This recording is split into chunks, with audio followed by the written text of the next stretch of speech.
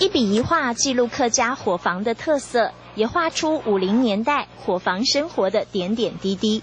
晒太阳的啦，或者是捡菜啦，这些都有一点那个感情在里面。我现在画的是以前的伙房，现在都有改变了。擅长记录客家风情的艺术创作者曾文忠已经76岁了。美术老师退休之后，花了20个年头，用画笔为美浓写日记。他把伙房变成美术馆，要带大家看一看怎么用色彩述说美浓故事。花了1个礼拜完成的美浓人家，就像一部文史记录，画出客家古礼的迎娶习俗，也用古早生活点缀出美浓人的淳朴。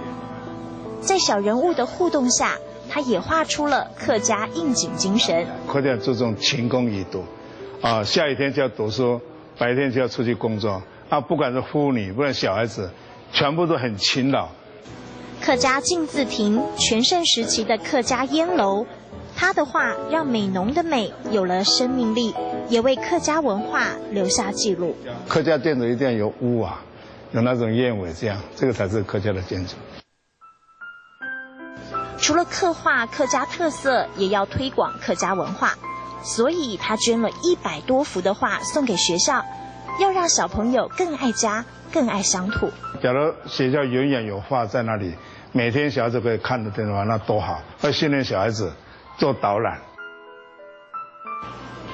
他不但设立美术类奖学金，也把他的画免费送餐厅，就是要打造行动美术馆。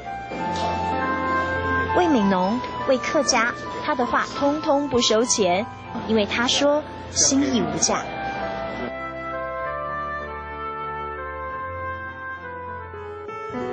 客家伙房的点滴，美浓风情的画作，在画笔下鲜活耀眼。这是曾文忠无价的客家情，也是我最深的感动时刻。